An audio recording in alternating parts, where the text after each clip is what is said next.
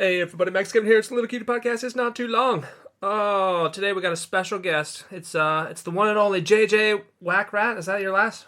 Close enough, yeah. Close enough. Wakrat. Wakrat, yeah. Wakrat. Wakrat, yeah. Wak. Technically, in Hebrew, it's Wakrat. Oh, but yeah? then when my dad moved to Canada, he wrote it O-U-A, like phonetically French, like Wakrat. And then we moved to like the English side of town, and everyone just said Ukrat. So when I was in grade 4, they changed it to Wakrat, and nobody else has that name, probably for a good reason, because it kind of sucks. So no one ever made fun of you in elementary school, right? No, I was never running rodent or strolling shrew, or like perambulating. Did they ever play like Whack the Rat? Did they ever? Anything and everything has been done. I see. Yeah, so JJ he's the organizer of the roast battles over here in Tokyo. He's an Aquarius, and I'm a Cancer, actually. I think it's the worst of all signs. I don't believe in star signs at all, but I think that if you had to have one, it shouldn't be the one that's either a crab or a disease that kills people. Yeah. I'm an Aries, so I'm a goat. And I'm the goat of comedy. Well, maybe one day. It's not. Well, anyway, right now we're in the bedroom of an 8-year-old girl. Great podcasting studio here over here in Japan. My daughter shouldn't have been home from school yet, but apparently they let her out early today. So I think she ditched. She's just like, fuck 5th period. Am I right? Am I right? Yeah, fuck 5th period. They're out early. Like I think 3 days a week. It's 12. It's like 12:50 or 1 or something, and then 3 days a week it's like almost 3. I wish every day was 3 because. Yeah. School's boring, huh? Yeah, I was chatting her up a little bit, and she said school is boring. That's well, I agree. I always found it very interesting that when there was kids that were like really into school. So I remember in grade 4 or 5, maybe 5, one of my classmates, a guy called Raj Ramanan, and he, like, I remember when the teacher was like, "Hey, we're going to do a project," he legitimately got stoked. He's like, "I love projects," and I'm just wondering. Did you beat him up? No, good guy. Ran into him years later. He's like a startup founder, but like, what has to go right or wrong in your childhood for you to be like, "I'm stoked for more homework"? Yeah, some people are just go-getters, and some people are just, lazy, I guess. I think I'm one of those people, right? Like I love accomplishing things and getting them done. Yeah. And I think it makes it extra special when you also love not doing things. Yeah. Yeah, I love the rewards of hard work, but I don't like actually doing the work. Yeah, I feel that's like fairly common, fairly normal. Yeah. Well, anyway, we just finished watching the Roast Battle Championships that they had over in Denver. They were streaming that online. So JJ and I had a cute little date today. Yeah, it was a man date. It was fun. It was our first. I enjoyed it. Just for those of you who aren't familiar, Roast Battle, this is the first year of the Roast Battle League. Roast Battle as an art form has been around for 10 years, but this year they put together 6 international cities, 6 cities in North America. At the end of the season, the top 2 cities in each division got to send someone to the finals, and we were 3rd place. So we got edged out by Scotland, unfortunately, and so they sent their best guy, who's also their promoter, right? The guy who runs their league. I'm not going to say that's suspicious because he's a really funny guy, Ryan Cullen, and they just crowned a new champion. So congratulations to Ryan Nesson, and I enjoyed it. It was fun to watch it, but watching the stream kind of takes something away from it. It's fun to watch it live. It's fun to be part of that, but I feel like when they put that video out in a couple of weeks, it's really going to pop more with the sound levels and things like that. Yeah, I mean, the live stream, of course, didn't have a microphone on the audience there, so we couldn't really hear the laughter too much, But we'll see. We'll see how fix it in post. That's the motto in Hollywood. I don't know if you've ever been on a Hollywood production, but the motto is fix it in post. I have never been on a Hollywood production. Hollywood versus Bollywood, though, at the next roast battle. So we're doing Your Hood's a Joke in a couple of weeks on February 17th, and we have a visitor from Mumbai, and And so we're gonna do a Hollywood. Vinay's cousin, or who's visiting? No, but Vinay is representing for the. We always, whenever we do Your Hood's a Joke, we've let him represent California before, but we've also made him represent India, which I think is like a little disingenuous because, he's really from the U.S. Yeah. But I think this one is actually perfect because Vinay has, we call him Vinay MDB because he has an encyclopedic knowledge about any movie and any actor. It's he's a giant nerd. Yes, yeah, but it's like it's really like on the spectrum level knowledge, and he's one of those people who supports cinema, who loves movies, and he's from LA. Yeah, he needs medication, but he's also familiar with some of that Bollywood shit because of growing up in a brown house, and so I think it's going to be a fantastic battle. Mohammed Hussain, so he's from Mumbai versus Vinay. It's going to be I'm really excited for that one. Yeah. It's going to be brown on brown violence. I can't wait. Hussein is an Indian name? I thought it was... Well, there are more Muslims in India than there are in any other country in the world save one. I thought they kicked them all over to Pakistan. No, a significant percentage, yes, but there's still like 100 and something million, So that makes it, it's a very... Yeah, there are many. I actually don't know if he's Muslim or not. I'm just guessing from the name. I see. So it's a fair bet, yeah. I see. Yeah. How about you? You're what? You're Jewish Muslim? Technically, I'm an Arab and a Jew, but I really identify as fat.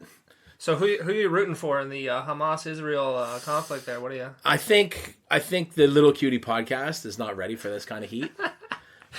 Look, my listeners are, I used to have a couple good Gaza jokes, like a couple, where like it was clear that I was being sympathetic, but and those jokes are retired. Yeah. There's nothing funny about that. Well, I think it's obvious that Israel wants the West Bank, specifically because it's a bank. Jews love money. That's the joke there. That's all I got. Should take that to open mic, see what happens. Yeah. I can edit this later, but I probably won't. Anyway, we had, it's funny. We had so I was at a mic not too long ago, and a Moroccan gentleman stepped on, and I think but he lives in Germany, and he did well. He was funny. He was here for like a month or something like that, and and so I said, hey, listen, you should reach out. Maybe we can put you on a showcase before you get here. And so I thought he was funny dude. And so I come to the Tokyo Comedy Bar that night where he had just showcased that he had done a really good job. But apparently he lost them at the end. And I was like, did you end on the Gaza joke? Because he did have a Gaza joke. And it was in the middle of the set. And so he had a sort of chance to not just recover, but let people know that he's kind of like a funny, personable guy. And he moved shit around and ended on that joke. And right away, like you ended on that joke, didn't you? He's like, yeah, I did. Just the audiences, and then it was a funny joke, but Yeah, I would I think the audiences here are probably the most difficult in the world because everyone's from different countries. Everyone's English level is different, and so every joke you make has to appeal to the whole world, which is quite difficult. Well, the funny thing is that in other cities you might say where are you guys from, but here we establish what percentage of the audience is from out of town or what percentage is local. So you have jokes about life in Tokyo, which may not make sense to someone who's passing through here because they don't have the Japanese ability. They haven't been here for very long. They don't know about, power harassment or burnable and unburnable garbage. They just don't know these things, right? So we have to establish very, very quickly what percentage of our audience is local, what percentage of our audience is from out of town, and that will sort of govern some of the jokes that we make. Yeah. Usually I mostly try to assess the how many native English speakers we get in the and then how slowly I have to deliver my set there. That's the main thing there is the speed, The speed which you deliver the uhs and the yas. Yeah. The uhs, yeah. Yeah. Yep. Yeah. They're not laughing. That must mean their English sucks. I guess it's not me. It's not their my fault. Yeah. It's not my fault. It must be their fault. Their English. Anyway, it's a tough crowd here over at Tokyo Comedy Bar. Yeah. So how's the how's the stress level there? As the organizer, I tried to organize a show once. It was quite stressful. I never wanted to do it again. But you consistently organize shows every month. What are the ups and downs of that? So we used to do roast battle only a couple times a year, and then I would do like some big shows. Yeah, but it's our biggest show. I think it's always selling out. So. Well, what I mean is that like we used to put like 130 people at a Good Heavens, and we would do it a couple times a year, or I would do like a occasional really big show, and so it always seemed like I'd kill it every time.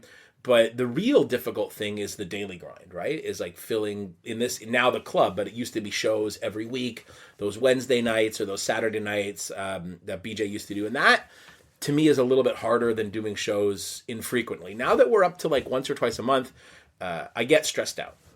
We have a pretty much unblemished record of selling that show out, and I get really stressed out a day or two before if ticket sales are light, and because not just that we want to keep that streak going, but because that particular show works so well when it's packed. It's like one of the only shows where you can really make people stand up. They pay for a ticket and we're like, sorry, man, there's no more seats. You got to stand. And everyone's like, yeah, that's fine. Because I feel like it's got that like 8 Mile battle kind of energy. Yeah. And it just works really, really well in a very hot room. So I always get really stressed out when ticket sales are light, but somehow day of, it always seems to work out. I'd also want to be standing in case there's a fire also, because, then you can run out of, We had a fire. Yeah. Not so long ago. I think the Korean barbecue place downstairs. It's funny. The building itself is made out of brick, so it's quite confusing when there's a fire in a stone building. But yeah, it happens. It happens more often than you. Because the thing is that buildings are full of things that are flammable. Yeah. Especially when they use fire to cook their food at every table, right? So. Yeah. And of course, whenever I do a set, I just bring the fucking fire all the time, so it's he's not smiling. If no one's, we don't have video on this, but he's giving me a dejected expression. So you're on break right now, yeah? How's that? What are you doing with your time? Nothing. I just waste sitting. What is a day in the life of Max Kevin on holiday look like? I wake up. I greet Zorro. He's usually sitting on the sofa, with my wife, just like hanging out, sitting his fat ass on the sofa doing nothing. So I go up to him and like, "Hey, Zorro, you're a fat lazy piece of shit." And he's like, "Yeah, rub my belly." And I do that for a little bit, then I drink some coffee. Then I do my flashcards. Got to study Japanese, so I do my flashcards, and then usually I'll read the news a little bit, and then think about my life, and then just swirl into a deep dark depression, and then until it's dinner time. That's what kind of news? What kind of news catches your eye? Oh, I usually just check the economic news mostly. Yeah, I like economics. Don't you guys love economics? Don't you love? No. All right. I think I tried a nickname for Max, and it never really stuck. Yeah, what was that? Buy gold now, Max.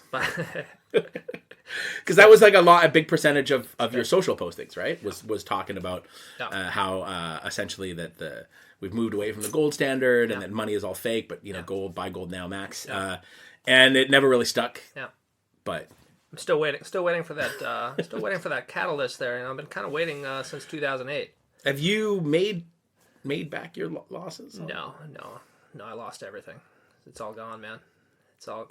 But that's my fault. It's not that I bought options. What's the problem? Yeah. So they went to zero. You don't get anything back if those don't hit. It's nothing. It's gambling. Basically, it's gambling. It was. So gold is not a gamble. Gold is a sure thing. Well, the price has been relatively stable. Like yesterday, the Federal Reserve just announced that they're not intending to lower interest rates, but of course they will as soon as a problem happens. And because of that, the market went down 1.5%, but gold was up slightly. So gold is very stable, if nothing else. I'm going to venture to say that nobody that listens to the Little Cutie podcast has the money for gold right now. Yeah. But in terms of economics, I mean, like, I feel like you find that interesting, right? And you've been doing comics about it. Well, I think the thing about economics is how incredibly easy it is, and how few people understand it. Basically, yeah. I remember having to teach AP economics. Yeah. To a room full of students that knew more about economics than I did. Yeah. Well, maybe not, but the couple of the keeners in the room had like already finished the textbook, and so they were like a little bit ahead of me. And what I feel like the thing that most people get wrong about economics is they feel like economics is about money, and really it's about like behavior and choices. Yeah. You know, it's about making decisions based on limited resources. And when you sort of look at it as a study of behavior and a study of decision making and a study of resources, it kind of changes it. It makes it a lot less boring than simply about dollars and cents. But the reason I brought this up is because, you know, Max has a comic strip, which I quite like, and a lot of the subject matter is relating to economics. And what I want to know is, do you have a name for this thing? Because right now, every time you post it, it's funny, but it needs a name. So if you guys, if you listener out there have an idea for this, I guess I could call them Little Cutie Comics. Yeah. but there's nothing cute about economics. Yeah. Well, I guess the art style, maybe. You know, my little what do you call them? My little figures there. My little the faces. You know, they're kind of cute little faces. You know.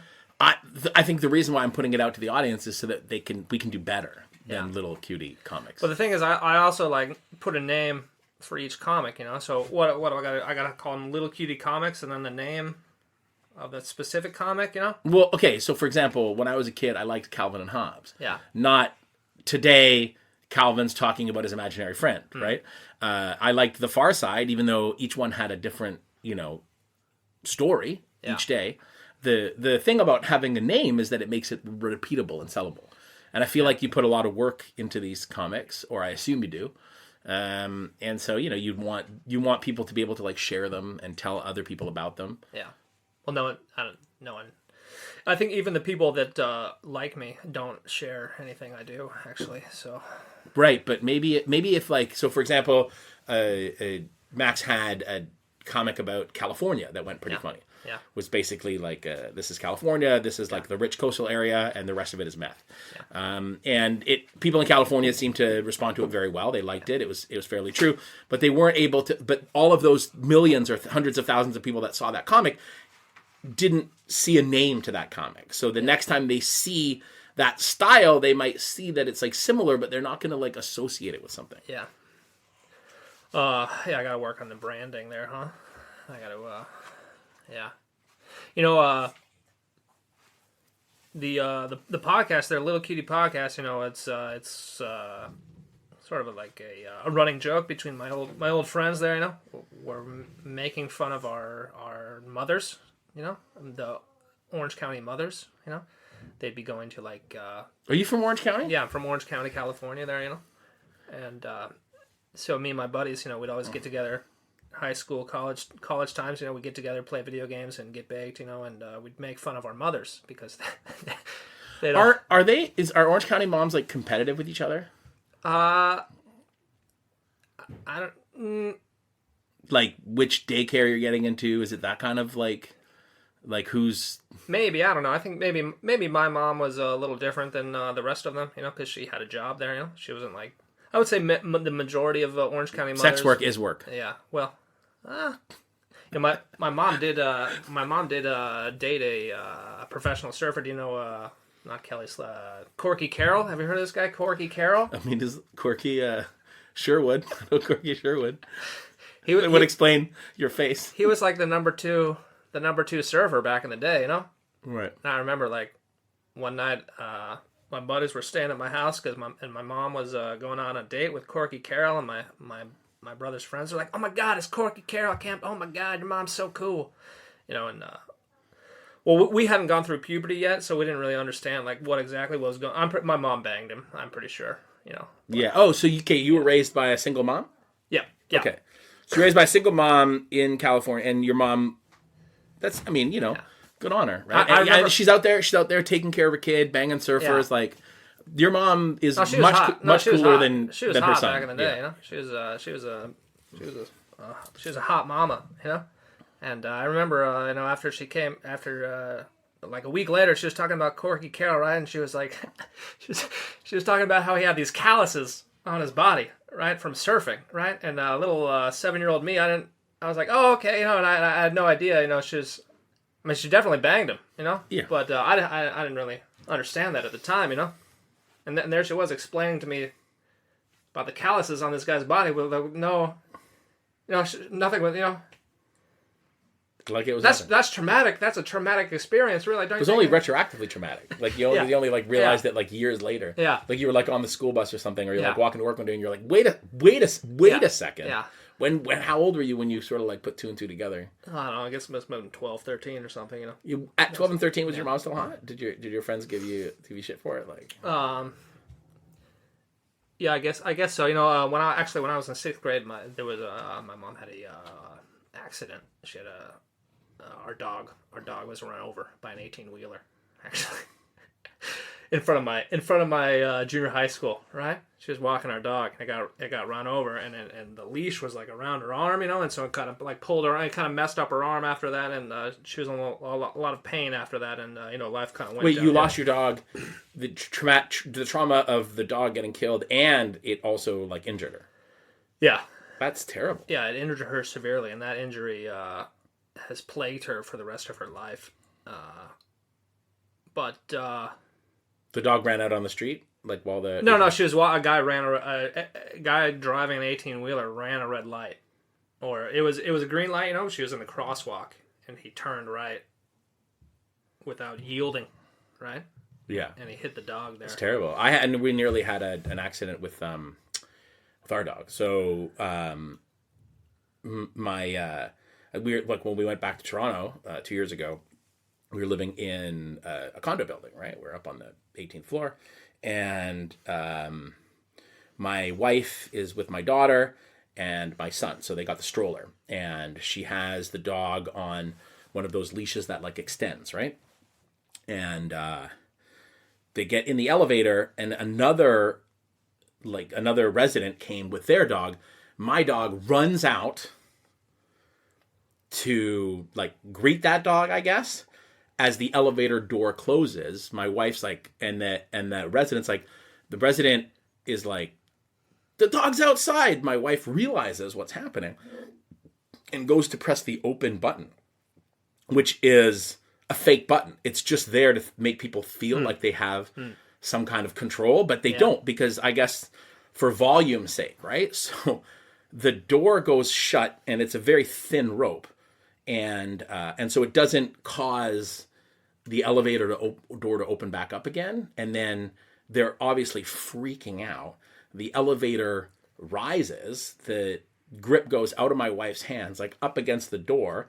There's like some commotion, and then it snaps, right? So clearly the implication is that the dog was lifted into the air and then had its neck snapped, like in the hallway in front of whoever was there, and so they make it up to they make it up to the 18th floor. They're freaking out. She's crying. My daughter's crying. They're like, oh my god, the dog is dead, and then they go back down to, I guess, see the damage, which was probably not the best idea. Like she probably should have just like put my daughter in the apartment and said, okay, now I'm going to go back downstairs.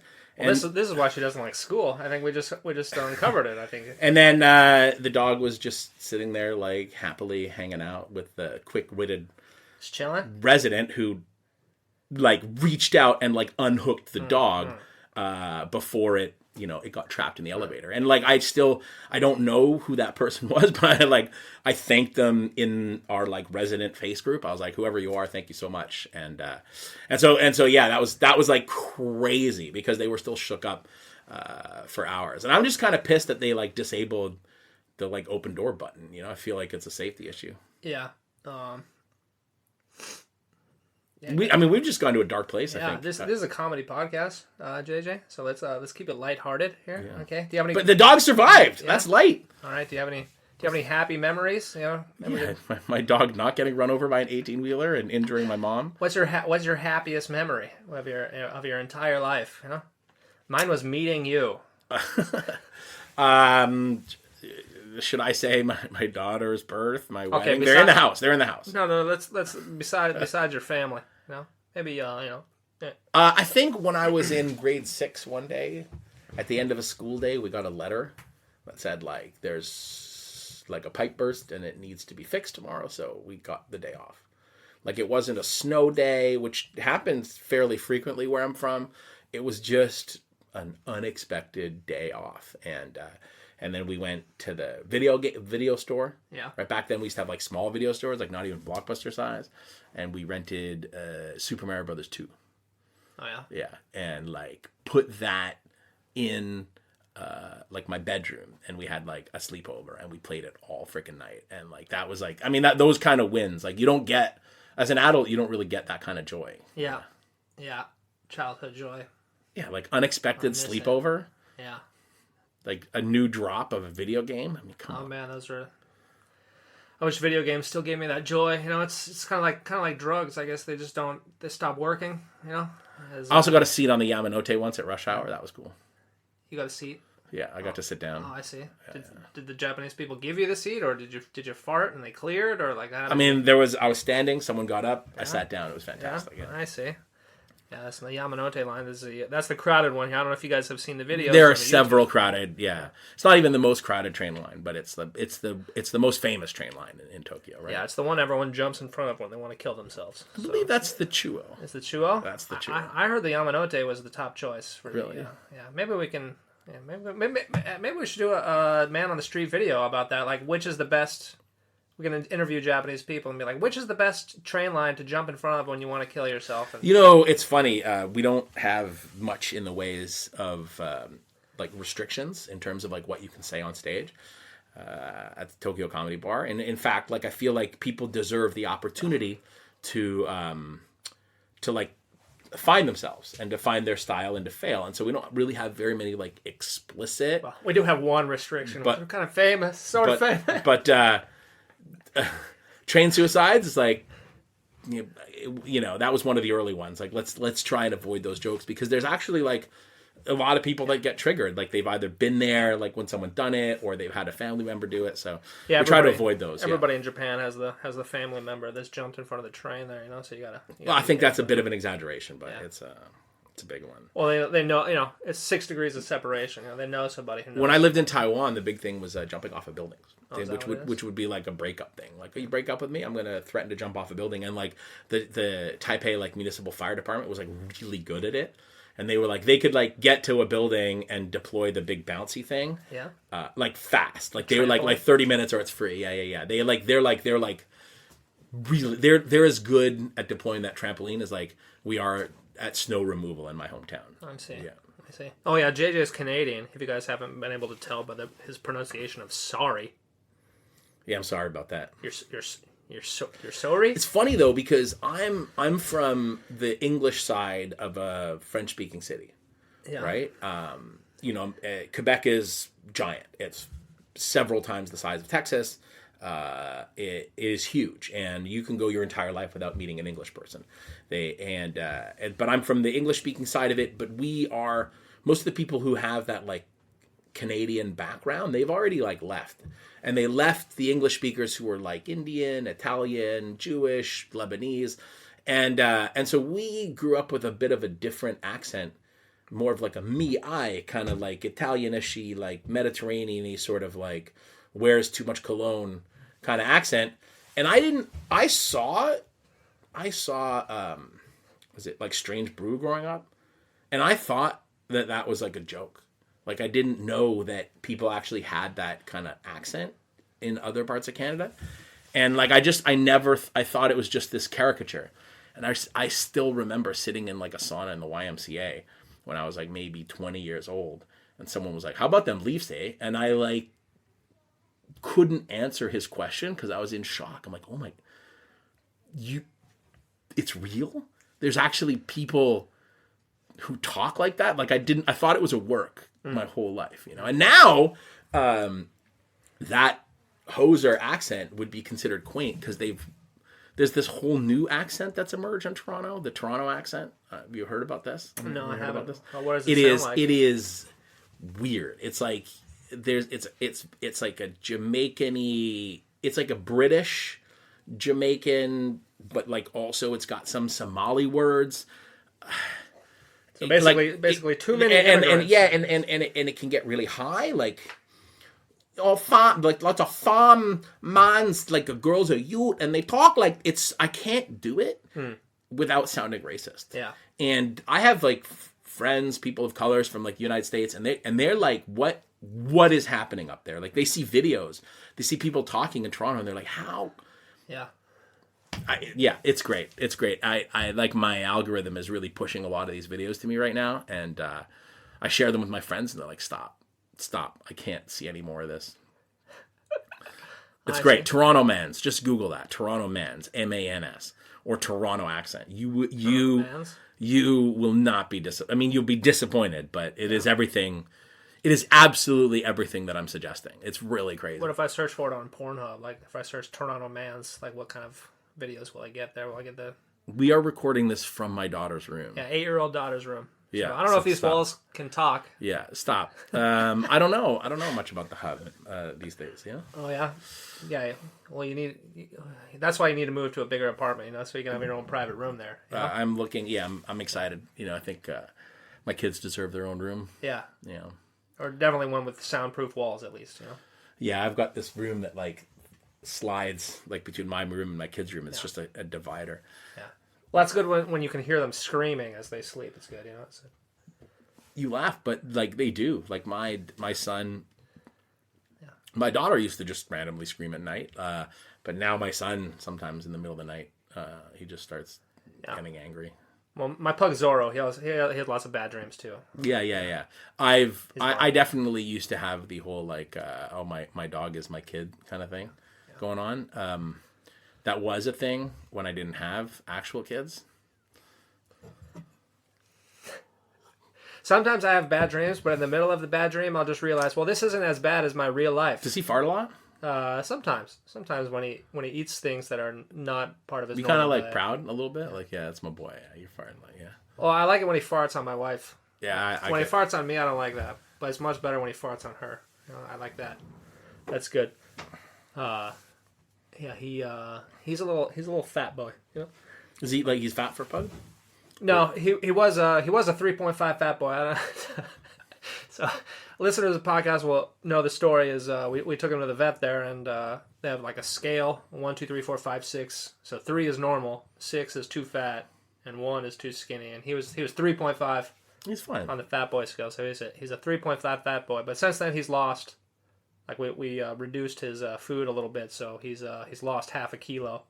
So I think now he's at 8 kilos.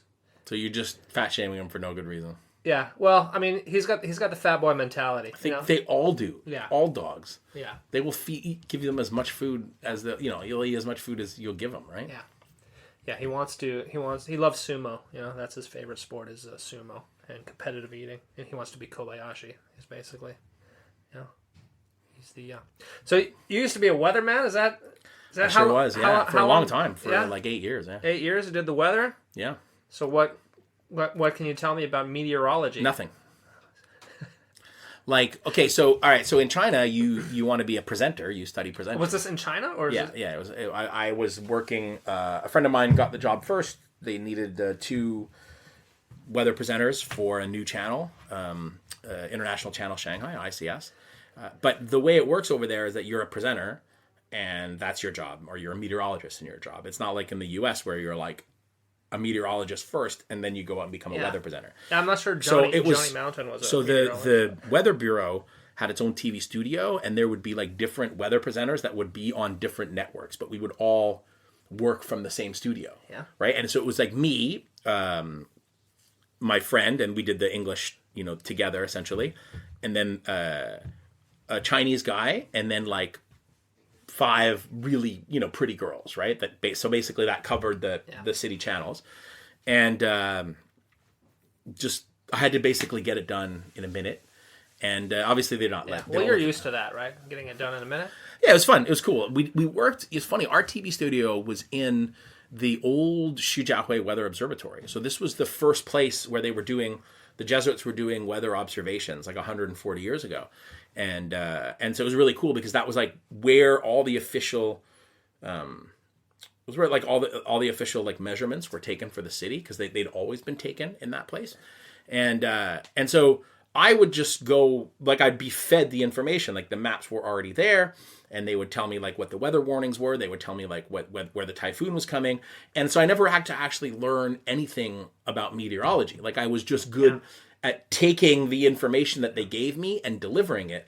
And there are 4 kinds of clouds, and I still can't name them. Cumulonimbus, that's my favorite. What's even funnier though is that I also, at the same time that I worked for the Weather Bureau like media center, I also got a job on the political side.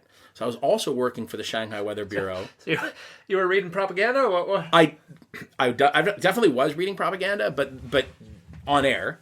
But no, because one time the weather instrumentation said like it was like 41.7. So I'm like, I went in to record my minute, and I'm like, hey guys, just to let you all know, like, we hit 41.7 today. This was the highest ever recorded in 140 years of direct observations here at the Shijiahui Observatory in Shijiahui, which means we're breaking records today. It is a hot day, which means you guys got to go be careful, drink a lot of water, stay out of the sun, take it easy today. And they come over the mic and they're like, JJ, you're gonna have to do that again because it's 39.9. I'm like, but I just checked, it was 41.7. They're like, everyone gets the day off at 40. All right, so it's not 40, it's 39.9. I'm like, all right, it's 39.9. So I definitely did once have to go on TV and lie, but I was gonna ask, like, one day it's cloudy, and they're like, oh, well, Chairman Xi wants it to be sunny today, so you're gonna have to say it's sunny. Like, well, we definitely, like, I would work I would present a lot of our accomplishments to other national meteorological and hydrological observations. I was technically director of outreaches in international and multi-hazard early warnings. We developed a system that put a lot more of like the emergencies and alerts in the hands of the weather department, because we basically came to the conclusion that the most disasters are weather related. So we sort of like moved a lot of that kind of public safety into the hands of the meteorology department, and it was a demonstration project for the whole world. It was a WMO demonstration project, and my job was to communicate with other countries and like communicate like our findings. And they would definitely want me to like talk about how successful they were with weather modification.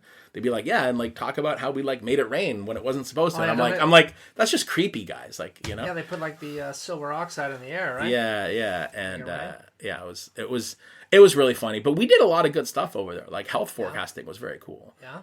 Basically, like we had enough data and we had enough supercomputing that we could tell you like if it's been this hot for this many days and this much humidity, this is how many people are going to have diarrhea tomorrow. Yeah. Is that based on the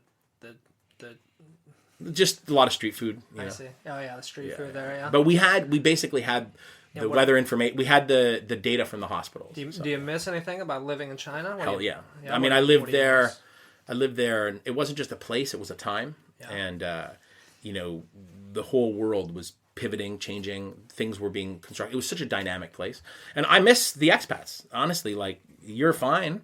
You're cool, but the Gaijin are not as dynamic. I'm passable. I mean, well, you do stuff. You like write books and stuff like that. You're like active, but I feel like a lot of people here just live like a decent life. Yeah. But they kind of live like a boringish life, right? Yeah. Like Japan provides that for you, whereas China was just like hustle all the time, and people were doing crazy things, and they really like imagined. They just thought big, and they like accomplished big, and they failed big. So it was a really, really cool place to be. Like, you dream, let's make a comedy club. We built one, and then we had to shut it down and built another one and built another one. Here, things happen a lot more slower.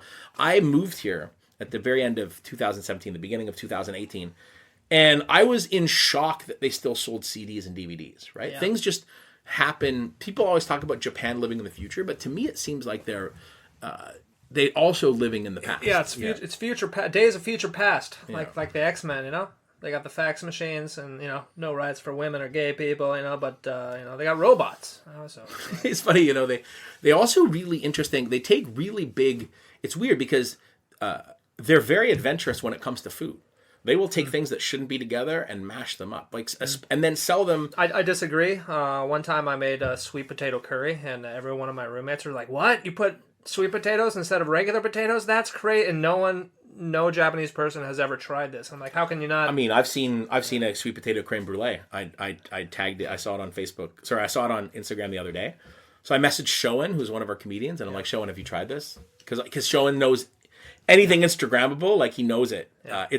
It's insane, right? It's like to a fault. And he's like, looked really good, but the reviews were less than 4.0, so I can't go. Nice. I'm like, well, he's a prude. I guess when you know, when you have encyclopedic knowledge of everything. Oh, my wife's a Disneyland princess. I can't eat stuff that's lower than 4.0. I'm like, well, I actually said, like, she took a chance on someone that was less than 4.0. Yeah, see how it I worked out. know, right? I mean, so I feel like it's weird that they'll take like put pizza on cod skin. They'll do like mayonnaise popsicles. Yeah. They'll do all kinds of weird shit. But like, if you're like, well, what about women's rights? They're like, no, come on, no, slow down. We're an island. Yeah, come on, yeah. I guess that's a problem in every country. You know, the older generation is in power, you know, and the younger generation is dumb. So, I mean, I like the kids. Sometimes I feel it's the old people that are dumb. You know. Well, okay, I can tell you. Are you more like if you had to choose your generation, would you go with the 20-year-olds or the 60-year-olds? Americans? Yeah. Are you like more in line with like the 60-ish, 65, 70s, or are you more in line with the kids, right? No, I would say 60-year-olds, I guess. Yeah, you don't need ass. Yeah. No. I've never been attracted to anal. I never understood that, you know? I'm just a meat and potatoes guy, you know? But you don't even do potatoes anymore, though, do you? Yeah, no, I mean, it's just do the meat, you know? Yeah. But no, I can tell you the future generation of Japan is not looking good. As a university teacher there, oh man, my students, holy guacamole, dude. Oh, they are. The first job I got here was I was working at a place called the Japan Institute of Foreign Languages or something. But essentially, my job was to teach future flight attendants. Yeah, I had like 2 classes full of these like 19-year-olds, and they had to like dress up like perfectly every day. They got inspected, so it was like crazy because it was like it was 25 like really pretty clones like in sort of like office lady gear every day, and I was like, this is crazy. And they were the I don't know, they were so checked out. I don't know if they were dumb or checked out, but like it was infuriating. I could not believe and because I had just come from China where people were like, they work freaking hard, right? Like they take studies very seriously, you know. And I couldn't believe how blasé everybody was, you know. Yeah, I don't know about this generation of Japanese people. They don't seem. I guess the not just Japan, but just the world is no one seems motivated, or no one has any hope for the future. You know, so kind of depressing, I guess. You know. Yeah, because your 60-year-olds fucked everything up. Yeah. Well. That's what it's. I would say it's the fault of central economic planning, but. Which brings us back to the question: if you have an idea for a name for Max's comic strip, please hit him up at Central Max Kevin at Kevin Max Central Comic at Max Kevin Comedy on Instagram. Central Planning Comics. Everyone that listens to this podcast already follows me though, so it doesn't matter. We don't have to mention it. You know, they already. Future fans. Yeah. Future fans. We follow. You got an Instagram? I do. Yeah. Do you post stuff at on JJ there? Wakrat and at Roast Battle Tokyo? Yeah, I feel like Roast Battle Tokyo is kind of your main one there. You know. I feel like no one cares about your Instagram profile. Like, people want to look at the Roast Battle Tokyo, but no one actually wants to. No one's actually interested in it. I mean, I take pictures of Japanese food trucks. Yeah. I don't even eat at Japanese food trucks. I just think they're extremely cute. Yeah. I like the aesthetic. Yeah. And also, for the next 11 days, if you see any wild Taylor Swift versus MAGA shit, like, send it to me. It's bringing me so much joy to see the conspiracy theories. I forgot to mention, no one actually listens to this podcast, actually, so it's just you're not going to get anything. It's just my mom and my brother, basically. To your mom, I feel really bad about what happened with your with your arm. I heard you used to be a smoke show. Yeah. Oh, I got some pictures. I can show you some pictures, maybe. She was, she was younger.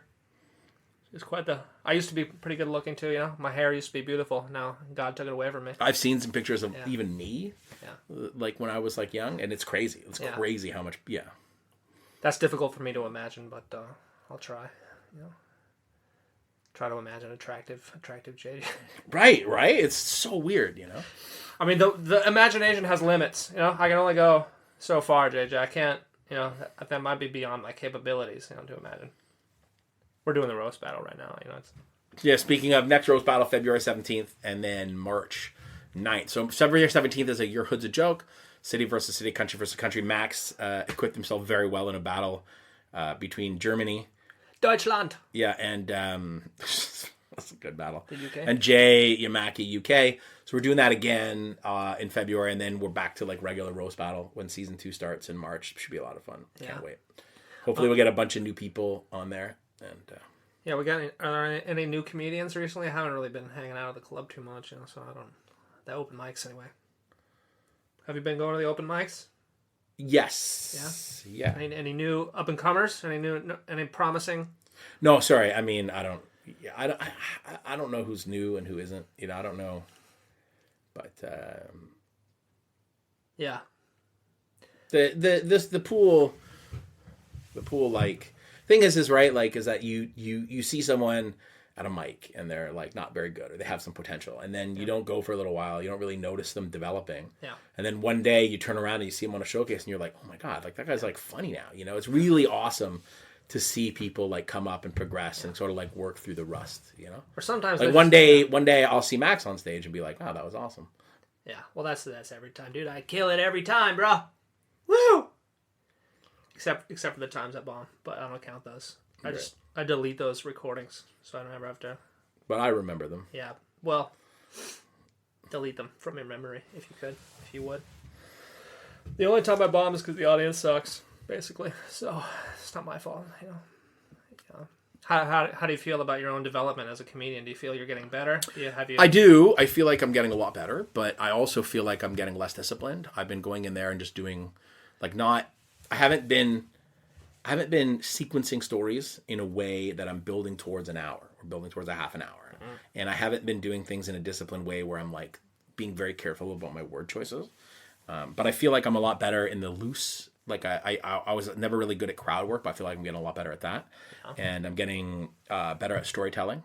But like what I'm not getting better at is like marketing myself, cutting up, making clips, getting out there, creating a space for me to go out and like do something more than just going to the club. But in the end, right, like I'm kind of here, I've got my kids. It's not really an option for me to go out and do a lot of touring. So basically killing it at the club is kind of like what I do, right? I'm a house comic essentially, right? And I'm very grateful for the opportunity that I have this really cool space that's increasingly full every night, and it's just 20 minutes away. So yeah, it's good. Where do you get your ideas from? I don't know, man. Where do jokes come from? But like if an idea comes in my head, sometimes I'll just like I'll write it down in a notes app and then I'll try and flesh it out. But often some of the best writing happens when I'm given an assignment, because I'm a bit of a procrastinator. So if I'm, sometimes my jokes come because I got to prepare for a roast battle. A couple weeks ago, I did Renako's show, which is Renako's Comedy Lime. So it's a storytelling show. And so I had to put some stuff out that I'd kind of been I haven't talked about really much on stage, which is my secret COVID baby. And like that worked out really, really well. So you have a third child? No, the second child we had during COVID. Oh, I see.